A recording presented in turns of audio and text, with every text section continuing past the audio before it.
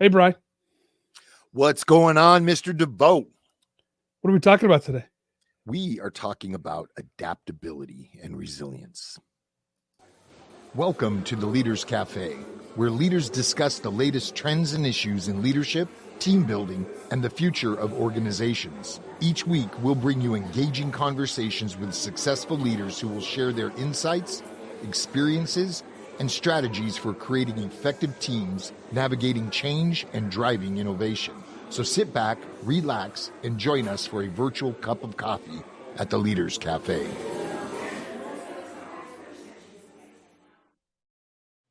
Good morning, good afternoon, depending on where you are at.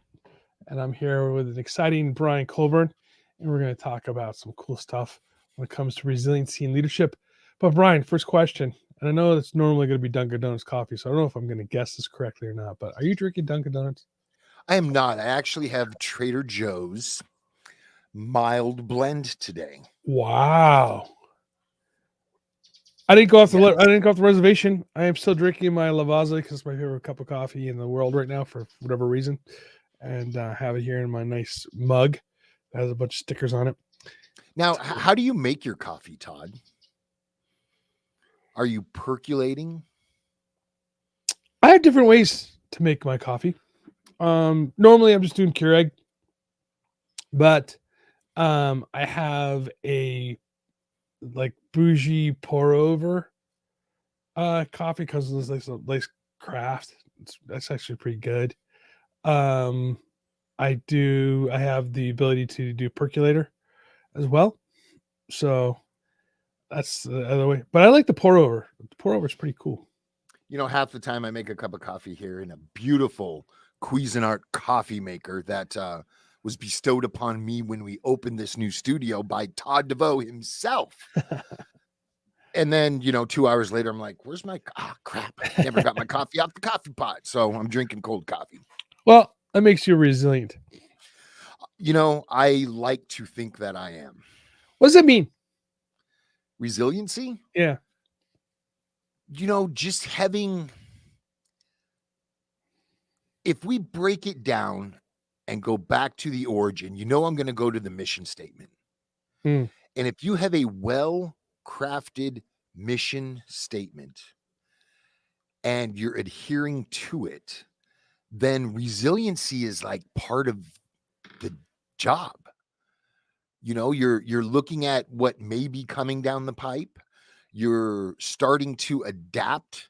So if you need to transition, you can easily.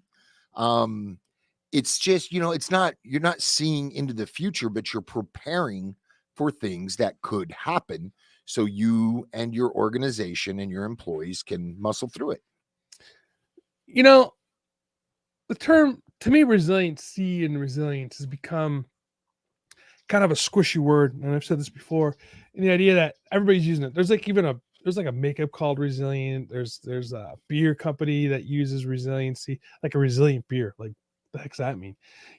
So I always just wonder like what that means to people when you think of what resiliency means. And when I think of it, in the terms of personal resiliency, is like that song, you get knocked down again, but you get up, you get knocked down, but you get up again.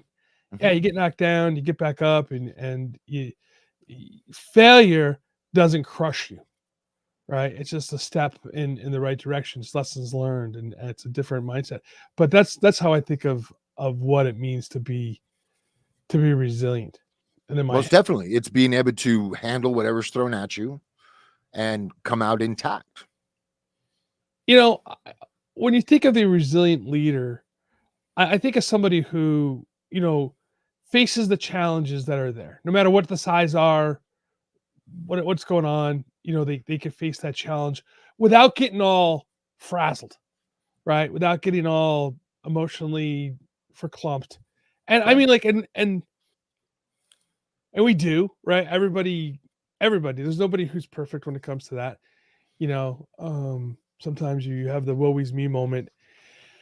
Excuse me. And I like to say you take that time when something goes sideways for you, whatever, and it should be a short period of time, especially if you're a leader. take that time in private to feel sorry for yourself for a minute or two, right? And then come back out of that room and do not allow your people to see you feel that way. And I know, and it's going to go back on the idea of transparent leadership, but you as a leader are setting the tone for everybody else. So if you have a setback and you are, oh my God, the world's going to end, this sucks, this is whatever, and your team's going to feel that way. So there are sometimes in that resilient leader that you have to take that time for yourself, go in your office, close the door, cry if you need to, straighten up your tie, come back out into the world, and lead that organization. Well, it kind of goes back to maintaining your bearing and having tact. Mm. You know, especially if you're in a leadership role, at the end of the day, no matter what happens, people are looking to you. And if you're losing your mind, they're losing their faith. Yeah. You know, I it's the idea here as a leader that you share your wins, but you own your losses. Mm-hmm. And you don't get to share those losses with everybody. And when the concept of it's lonely at the top, it's lonely at the top because you take the burden of being at the top. And you don't get to share that. Now, that's not saying that you shouldn't have a confidant or you shouldn't have somebody that you can lean on or whatever. And this is kind of some of the stuff that Brian does with some of his coaching, and then also with the accountabilities network that has been created, that the spot there where you can go and lean on the group of people and say, oh man, I had a rough week this week. But that should be done, I think, in private. And then I think the resilient leader also needs to come in and be the inspiration for others, right? And then that you are exhibiting that leader, that resilience to the people, that you go, yeah, we got hit, sucked, we lost that big contract we were supposed to have. Yeah, blows, right? But the world's not over, and Right. we're all gonna get through this, and we're gonna move to the next thing, or whatever that is. And have that plan, have that vision to be able to say, yep, okay, let's move away from this. And I know you hate it when I go to sports, right? But I really think that sports, if you get young kids into sports early, it teaches them resiliency, because they're going to lose a game and it's going to hurt, it's going to sting. And then you have to say, as the coach, a good coach will say, all right, yep, that one stung. Let's think about it for a minute. And now let's put it out of the mind. And we have a next game coming up tomorrow. I think that's what it was when we were kids. Nowadays, oh, you did a great job, here's your trophy. I don't think sports is teaching kids resilience anymore under a high school level. You know, I'm going to push back on that a little bit. And I think you're right for a bit. There was a time when that was the case. And I remember I took my son, he went through this entrepreneurs summer camp. And it was really kind of cool. And at the end, everybody got a certificate and everybody got this entrepreneur's medal, right? And I mean, like, he did his project, he did a good job and whatever, right? And I remember him, and he was like, I don't know, 12, 13 years old. And I go, oh, that's kind of cool that you got a medal. And he goes, yeah, Dad, everybody got one. And he knew it was worthless. Right. Like, he didn't have any value to it, Mm-hmm. And so yeah, I mean, the kids know, right? The kids know. And as much as these helicopter parents that were trying to make it to where they weren't feeling that sting of loss. But my point about this, though, is going back to get them in a competitive league then, if that's what just the situation is, but get them into the point to where they feel loss early and they feel resilience early, right? That they can know that, okay, let's put that game behind. It's terrible. We all had those bad games, but tomorrow I'm going to go out and I'm going to play hard again. And you take a look at the great athletes, competitors. I shouldn't say athletes, any competitor, whatever sport or thing you're competing in, gamblers, whatever. They all are able to shake those losses off and not dwell on them. And I think that's what you have to do as a resilient leader is you learn lessons from those losses, right? But you shake them off to the point that you go, okay, I learned this lesson. This was bad. This is where I made my mistakes. All right, now let's apply that to the next one going forward. And I think that's one of the lost steps for some. You have a loss. I'm going to put it behind me. I'm not going to dwell on it, and I'm just going to keep moving forward. And they missed the opportunity to learn from it. And that's part of being resilient. When you do get knocked down, how can I not get knocked down next time? Wow, tongue twister. And learn from every mistake, every failure. And that's going to make you, in my opinion, a more resilient leader in the future. What is the personal well-being that you have to take care of yourself? So I guess that was a redundant question. To be a resilient leader. I'm sorry. What's your personal? What do you do for yourself so you can become that personal? Personally, me, I reflect. You know, when I took a position as a 100% commission sales rep, I would evaluate my quarter. What went well, what I sucked at, what didn't work at all. And I would do an annual review of all 4 quarters. And I would look for the tools necessary to take some pain away on the things that really hurt me throughout that year. And I think that's one of the most important things is taking pen to paper and journaling and putting that situation onto paper or computer and coming back to it later and evaluating it when it doesn't sting as much and figuring out ways to help overcome if it were ever to happen again or handle it if that situation's arising. Well, what I was talking about more along the lines of what are you doing for your personal well-being, for your health? Oh, I just drink a lot. Not physical health, but mental health. I said I just drink a lot. Oh, that works too. I'm kidding. I don't.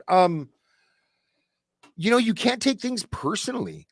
I'm not the smartest man in the world. I know I'm not the smartest man in the world. I make mistakes, and it's okay as long as I learn from them.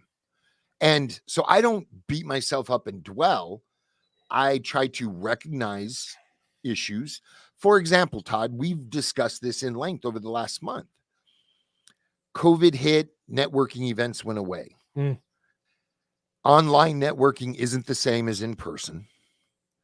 Now that the world is freed up, I still wasn't going to networking events. And the last month started going to more and more networking events and getting back out there. And why that's important to this in my business is that's where I get leads. I'm out there talking to people about what we do here, and it's one avenue to fill a funnel. And now that I'm back out there, I feel more confident in what I'm doing. I'm adding leads to my funnel. I'm working people through my funnel. Things are looking up. And that was me reflecting back on what happened and me not taking it personal and me kicking myself in the butt to get out and do things. Do I like being out till 10:30, 11 p.m. on a school night? No. Waking up this morning was not fun. Right. But it's part of the game. And I can't sit at home and hope things get better. I've got to get out there and make things better. So what are the key qualities that you think that a resilient leader emulates? You know what? We haven't talked about adaptability yet, but I think that is key. I think, again, having a solid mission statement, I think having good personal and corporate core values is good because they're your guiding lights. When you have to make a decision, you can reflect back on core values. You can reflect back on that mission statement. And it's easy to say, does this decision support those things or not? And if it doesn't, then it's an easy no. And it doesn't mean it's a pleasant no. There's things I would love to do under the umbrella of business, but it doesn't support my mission statement right now. So it's just in an idea bucket for maybe down the road it will. maybe it never will. I'm rereading Essentialism. Mm-hmm. I don't know if you've read that book. I know that. It was funny. One of my students actually recommended that to me. And then Wow, that's telling.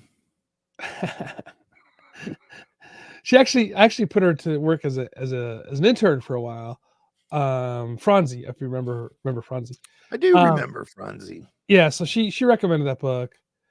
She read it and she's got a lot out of it. And so I bought it. I bought the hardcover, or not the hardcover, but the paperback. And then now I'm listening to it on Audible. But my point about essentialism, but I got a bunch of stuff. Now the point about that is, I think if you become essential in yourself of what you're doing, it's actually going to make you a more resilient leader, because there's not 1,000 distractions and 1,000 decision points that you have to make. And I'm going to kind of put this towards, and for those of you that aren't on the West Coast, there's a burger chain that's pretty famous. There's actually a book out now by the owner called In-N-Out. And I think what makes In-N-Out so successful compared to other, there's a whole bunch of different reasons, but just on the basis of it, compared to other restaurants, is their menu is simple. They sell hamburgers and cheeseburgers. That's it. Fries and drinks, but as far as their main course, hamburgers and cheeseburgers. They don't do chicken, they don't do salads, they don't do all these other choices that you have. And the line for an In-N-Out burger place is always, unless you happen to hit the right time, but if it's, no matter what time you go, it seems to be always busy. It's never a time when there's like nobody at the store, at least that I've been to. And I think it's because it's essential. And when things start happening, it's an easy decision for them to make when it's, and so that's that. So what do you think? I kind of want to go back to resilience really quick. One can prepare for things. I don't think you are a resilient leader unless you've been knocked down and you've come back from it. What do you say to that? I can agree with that for sure. And I'll break this down really quick. There are 12 points that when I was doing research for this topic that came up on the key qualities for a resilient leader. And number one is self-awareness, right? Mm-hmm. And I find that one that's where the preparing part, I think, goes into, or the ability to know that you're going to. But number two, which I think is interesting, is optimism. Mm-hmm. And I think if you're inherently optimist, going, okay, this sucked, but it'll get better, right? Instead of going the pessimist who goes, oh, this sucked and it's going to suck more, right? That's kind of what do you think of that? And I tend to be a pessimist. I call myself the pessimistic optimist. That's who I am. Dude, I really don't want to refer back to the military, but when you're out on a large scale exercise, whether you had a good day or a bad day, you're rewarded with another opportunity tomorrow to have a good day or a bad day. And I like living in that space. Today sucked. I need to work a little harder so tomorrow doesn't suck as much. And it's okay to have a bad day. Not everything's going to work out your way. Not everything is, rose gardens and whatever that saying is. And as a leader, sorry, it left my mind. As a leader, you're in the middle of the suck. If everything was perfect, they wouldn't need you. Well, okay, hang on a second. What's the Marine Corps, the unofficial Marine Corps motto? Oh, it's the Rose Garden one, right? Oh, embrace the suck.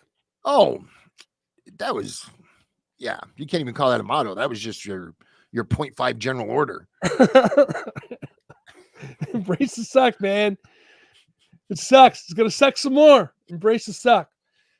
But I think that's why I'm a pessimistic optimist or an optimistic pessimist. I'm not sure which way to look at it, but I prepare for the worst and hope for the best. I do as well. And I think one of the big differences, when you evaluate struggles, I think you let it get to you more than I do. I can have a failure and go, let me go make a fresh cup of coffee, walk circles outside, drink my coffee, and enjoy a small cigar, and shake it off and come in and get back to work. And being able to bounce back like that, in my opinion, is that resiliency, and coming up with a plan to overcome that hurdle so it doesn't happen again is Mm. where the adaptability comes in.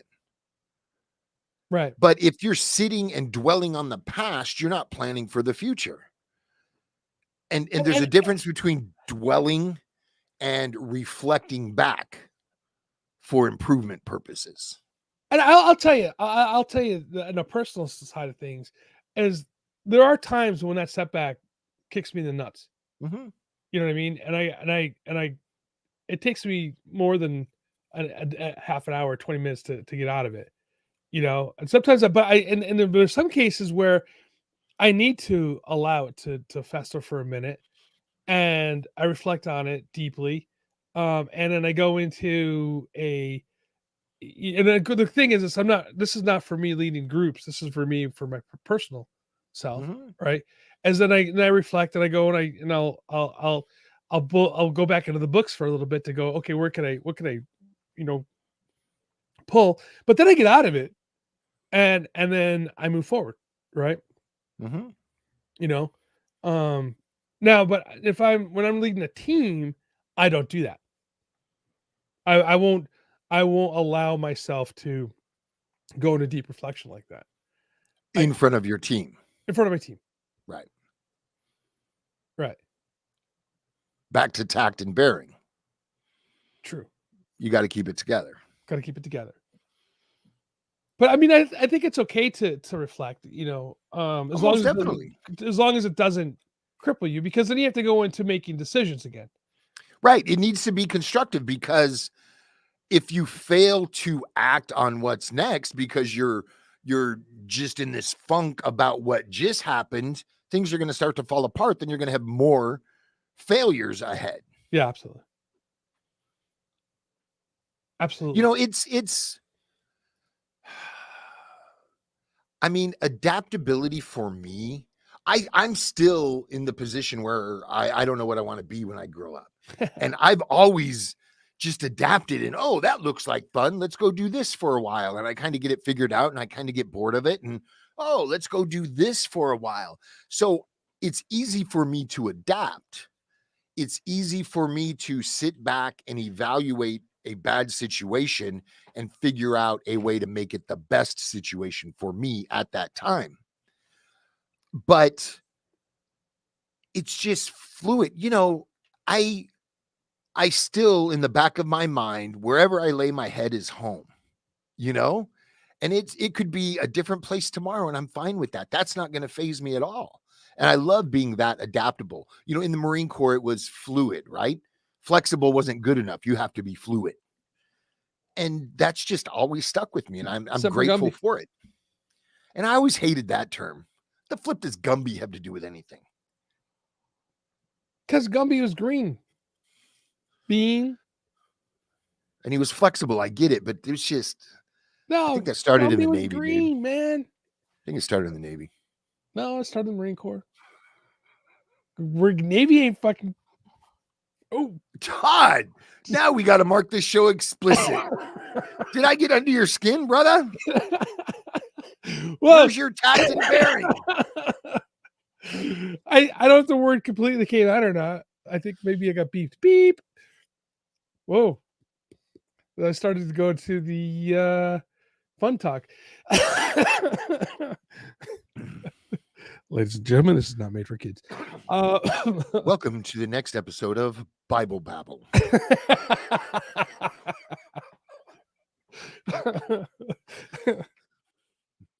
That story will be told another day.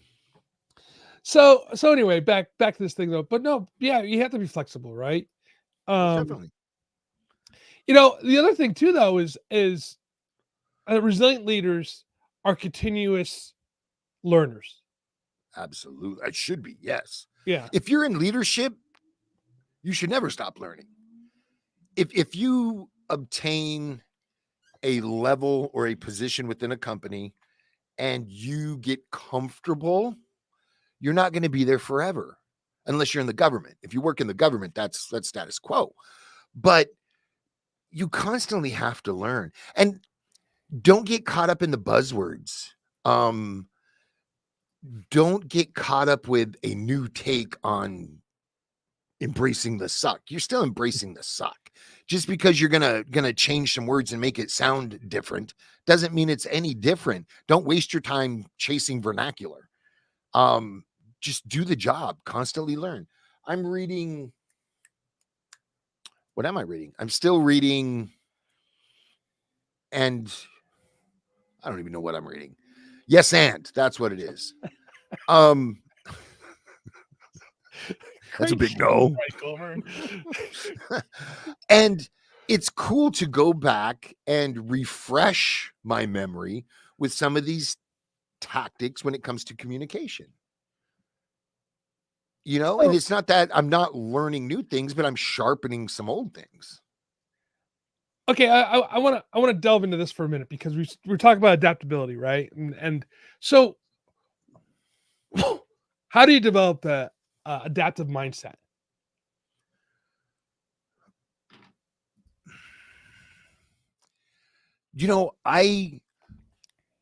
I can honestly say for me that it's just part of my being. I don't think I ever adapted or I don't even know how to say what I'm thinking. Well, okay, I've always been in a position where I've adapted because I want to try something new. Okay. I've adapted because I want to. Well, It's fun. Wait. Let me interrupt you. I want Please. you to put your coaching cap on. You got a client. you have a client. You have somebody you're coaching, and how do you coach them to create that adaptive mindset? We would start talking about back to goals. What do you want to achieve? What are we doing to achieve those goals? What isn't working? What can we do different to help us achieve those goals that client set?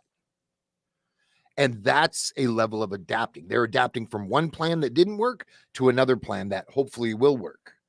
And maybe that plan fails, and now they're going to try plan 3 and become resilient and actually achieve that goal. So, but I mean, when COVID happened, I'm like, I own a studio that people come to. Fortunately, we were listed as an essential business. Thumbs up.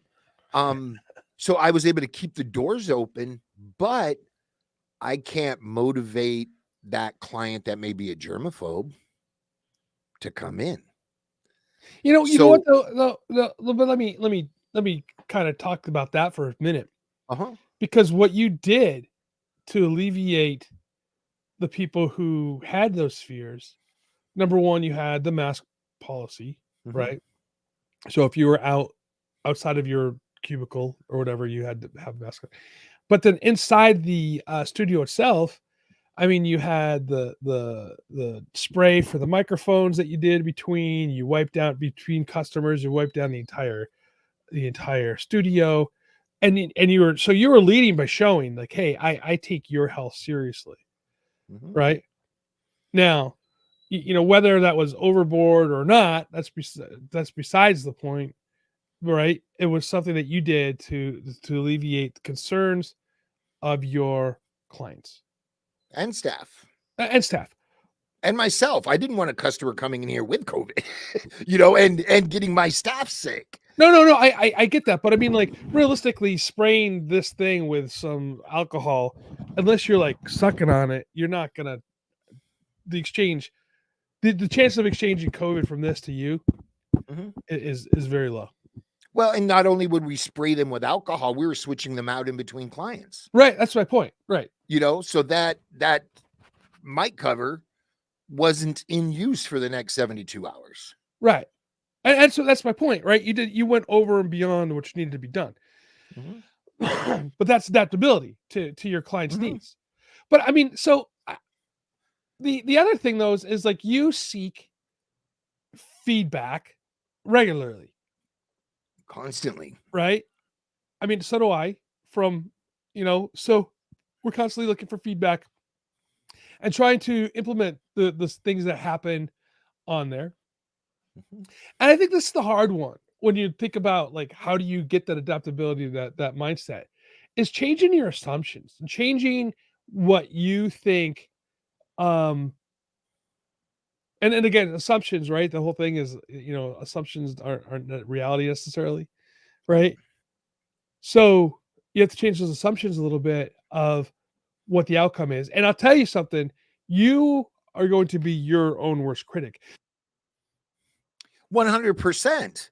And, I think a lot of people walk through this life thinking they know it and they don't seek that guidance. They don't seek that feedback. And eventually they struggle to the point to where they might not be resilient.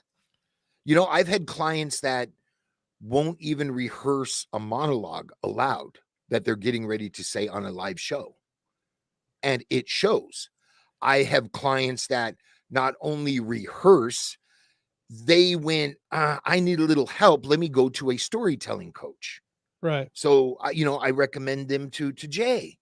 And those customers that take their investment in creating content seriously are willing to go above and beyond and constantly improve.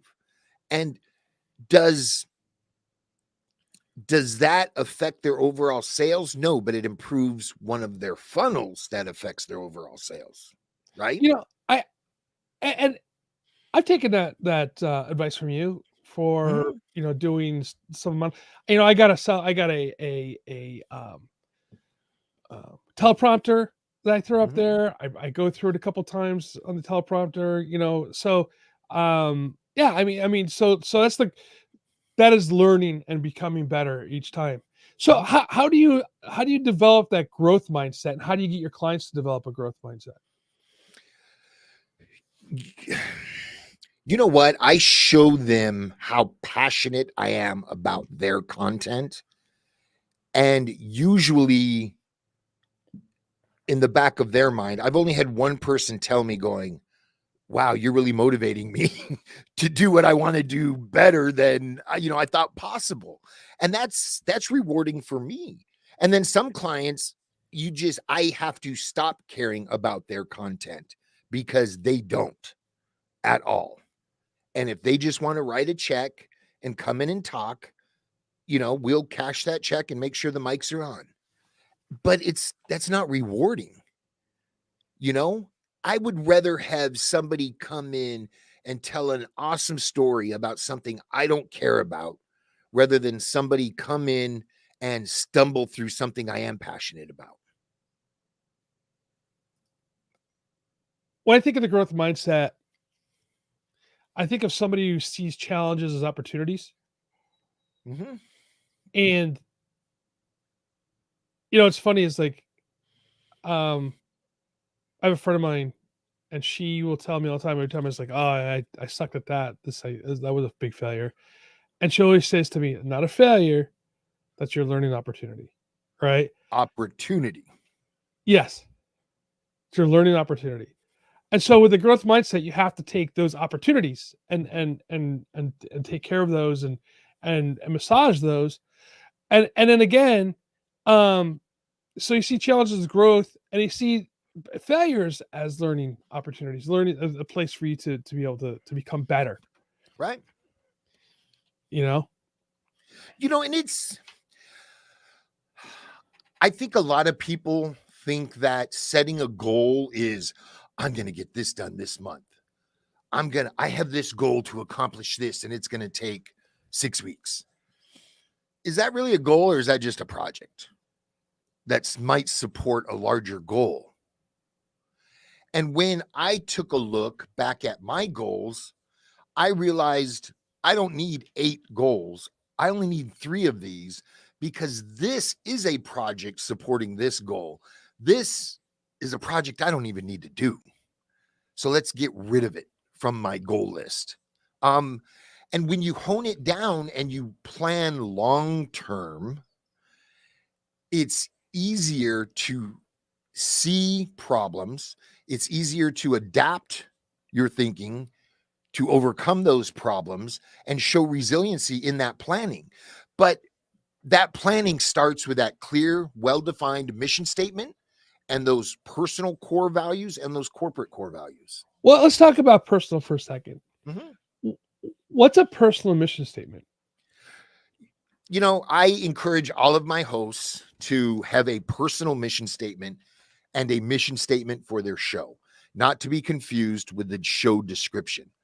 And that personal mission statement can look like this: I want to become a successful podcaster and make $20,000 a month. That's one of my mission statements in my personal mission.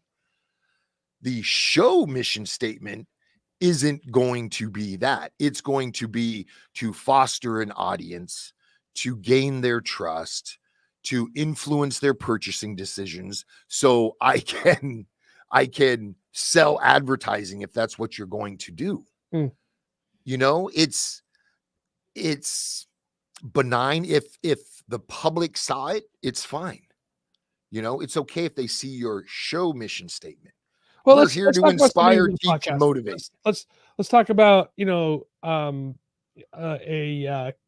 college professor. What should a mission statement be for, like, a college professor? Should they have a personal mission statement, or should the person who is an account executive for an insurance company, I think everybody should. Okay. The people who don't are walking into a position and they're happy being the fry guy, and that's going to be their career. There's nothing motivating them, nothing driving them. They're not aspiring to be anything bigger than what they are right now. And so maybe it's, look, I'm going to be the fry guy so I can be the best dad I can be. Totally different statement, right? Well, let's flip that into leadership, into resilient leadership. What should a resilient leader think of as a mission statement? Or let me rephrase this. What should a leader think about as being a mission statement, and how does that make them a resilient leader? Their mission statement should include something along the lines of to train those and provide the tools necessary to those in my charge so they can do their job to the best of their ability. And part of that is what tools are upcoming. You know, you and I have discussed OpenAI, ChatGPT. Oh, yeah. I just did a whole speech on it yesterday. And how some colleges are like, no, don't use it. It's the bad. You'll fail you. Other institutions are like, we need to learn to embrace this. It's a tool. Right? You know what's crazy about that, Ryan? And I know we're getting a little bit off topic here, but with ChatGPT specifically, AI and language models, Yale, MIT, Harvard, Princeton, Brown, all have embraced it. They haven't outlawed it. They've embraced it. There are schools of lesser caliber, or at least lesser stature. Thank you. Not lesser caliber, because I love my Cal State Fullerton. Not that it's Harvard, but it's definitely a good school, right? But those schools have looked at it and outlawed it, right? Banned it. Right. And I think they're doing a good job at creating middle managers to where these other institutions are like, oh, we need to learn this so we know how to manage people doing this for us. That's a pretty bold statement. So you're saying, no, it's not 100% every school, but back in the day, we had to write assignments on a piece of paper and turn them in, and spelling and punctuation was part of our grade. Yeah. when spell check came out, nobody was like, oh my God, don't use it. It's the devil. It was a tool that was embraced. I mean, think about Grammarly. To the point we both pay for Grammarly Premium Super, you know, to correct our grammatical errors and any spelling issues we may have. That was never looked at like, hey, OpenAI is. I mean, I'm dyslexic, dude, right? And any tool that comes along that helps me be better, because I have it here, right? My problem is with my dyslexia is, writing it out, right?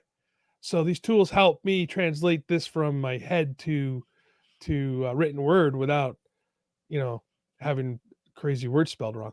But 100%. I mean, yeah, so that's why spell check and Grammarly and these things I think are great, and the language models that are in Grammarly, which is interesting because everybody's like, oh, ChatGPT, but like Grammarly's had language model. Google's had a language model for many years, right? If you use Google Documents and things like this, right? So things that just shouldn't be scary. So, but it's buzzwords, right, Todd? Right. Everyone thinks ChatGPT is AI. It's not. It's a language model. It's a language model, yeah. We can't even define what AI truly is, but we're going to panic the public over what a language model is by calling it AI, and it's going to take over the world. So how does that imply or impact the resilient leader, right? Like I think this is the way, and this one is going. I tell my students, if you're going to use ChatGPT to write your papers, I'll be able to tell pretty quickly, right? But what I want you to also show me is, what are your prompts? What are you thinking? What are your notes that you're taking before you put them into it? What research have you done to support that question? Right. And we started down this path on that good leader recognizing new tools coming down the pipe and evaluating them to see if their employees, their business can benefit from. And that's number 8 in that list of what I'm looking here to be an essential leader here is, it says staying updated with trends. That's what I have written down here. Staying updated with trends, be aware of the global industry specific trends, understand the bigger picture, and to help you adapt and adopt early. Right. And so that's part of it, right? It's part of staying up with those trends. Remember when we had the supply chain issues with the port union workers here in LA? And the business I was on, I sold a lot of things that came from offshore. And I immediately am going to the rebuyers and management asking, are we going to start, rerouting containers into Mexico and driving them up, or San Francisco and driving them down? Or are we just going to be screwed? And it's like, they didn't even want to think about that. So we were screwed. And if I don't have product to sell being commissioned, I don't eat. And that's when I went out and started repping other companies. Right. Because I had bills to pay. And it's like that level of, ooh, this could impact my business negatively. What can we do to help get us through this? And I think some people don't want to see it. But I think that's when it goes. I mean, obviously, that particular person that you work for, I wouldn't put into the realm of a resilient leader by any means. But, there are times when you're looking at those supply chain problems and working with your team to work to do the workaround like you're talking about. I think that's where leaning forward, looking at what the trends are, having, and that's one thing that I really stress to my students as well, is leaning forward, looking down range to see what is happening, right? No matter what industry that you're working in, right? Understanding that industry, understand what's happening, and to be able to talk to your organization about what's coming down the pipe. And then, preface that saying, hey, look, this might not happen. This is what looks like it's going to happen. This is how we see it playing out. This is what the research is showing, those things like that. So that's what we need to do. And this is what we're going to prepare for. And if it doesn't happen, awesome. We now have those plans in place. So if it ever rears its head again, we're ready. Planning's done. Absolutely. All right. Before we're getting here close to the end here, before we close off, I want to ask you, when you think of resilient leaders, who comes to mind?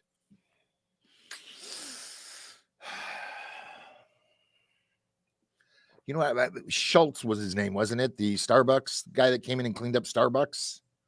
Yeah. And the funny thing is, I think he showed his resiliency before he came back to Starbucks. He learned lessons and was able to step into a really bad situation, clean house, and, increase profits for the company. Hmm. And to me, that's some resilience. He learned along the way. He didn't really have the struggles when he got to Starbucks. However, those lessons learned, him being resilient in the past, has led him to now make better decisions moving forward. And I'm going to pull one from your card deck, Nelson Mandela. Mm-hmm. And I think of this guy. He was in jail for like 30 years, close to it. I think it was like 26 or something. But anyway, give or take a year or two. And when he came out of jail and became president, he could have been vengeful and done all this stuff, but instead he said, no, we're going to become one nation. We live here together. This is how it's going to be. And he wasn't and I think he was a great example of somebody who was resilient and somebody who took those lessons and applied them to a full nation and healed a nation when they needed to be healed. Right. And we've had some great resilient presidents in this country. I'm surprised you didn't pull them. You typically pull from Teddy, or, you know what I mean? I think is the most interesting president that we've ever had? Who? Polk.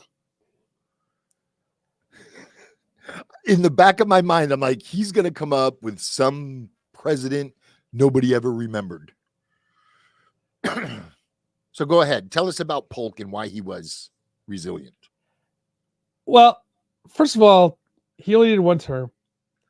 In his term, he brought Texas into the Union, and then brought California into into the and basically finished the Manifest Destiny. And like it or not, I'm not saying that I'm saying that he's ethical or all this kind of stuff, but he brought California into the Union as well. But he wasn't adaptive enough to have a second term. He died. Oh, that's a good reason. He didn't adapt to breathing. Yeah, he was sick, got and died like a year after he didn't run again for president and then died. But anyway, the 11th president, Todd's pulling out of his pocket. So that's it. Hey, what are you consuming?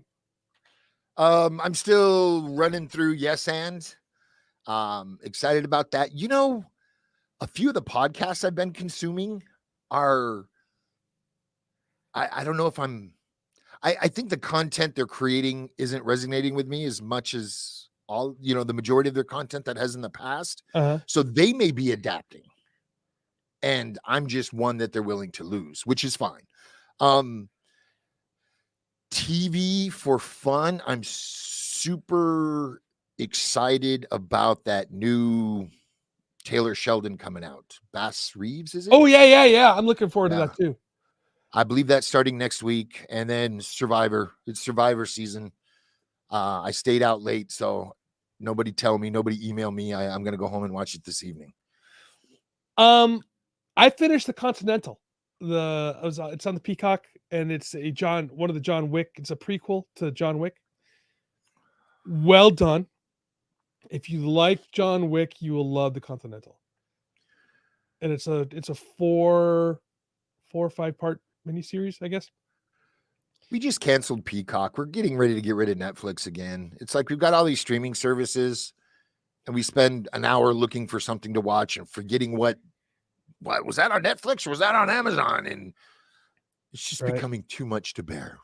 Yeah, I got to do the same thing, but I just the Continental on Peacock was really. I enjoyed it. The last episode, violent as heck, but a lot of fun to watch. Todd, did you ever watch Lioness by Taylor Sheldon? No. You still haven't watched Lioness? No. You want to talk about hard decisions and leadership? You should check that out. I will. It plays well with what we're discussing. All right, man. Well, hey, I'll talk to you next week. That I'm sure we'll talk in like 5 minutes because we critique ourselves after each show, and because we want to do a better job for you next week than we did this. I was talking to the audience, but that's okay. Until next week, stay safe and stay hydrated. Resilient and adaptive. You've been listening to Leaders Cafe, where today's brightest minds come together to share their insights and ideas. Leaders Cafe is an EMN media production. We're so grateful to have you join us. Our podcast is hosted by Todd DeVoe and Brian Colburn. Their insightful conversations and probing questions make every episode a journey worth embarking upon. Special thanks goes to our sound engineers, researchers, marketing team, and everyone who plays a role bringing Leaders Cafe to life. And don't forget to subscribe, rate, and review us wherever you get your podcast. And if you enjoyed today's episodes, share it with a friend. Word of mouth is the best way to help us grow. For more content, updates, and resources, visit our website and follow us on social media. Links are available in the episode description. For all of us here today at Leaders Cafe and EMN Media Production, thank you for tuning in. Keep leading, keep learning, and we'll see you at the next episode.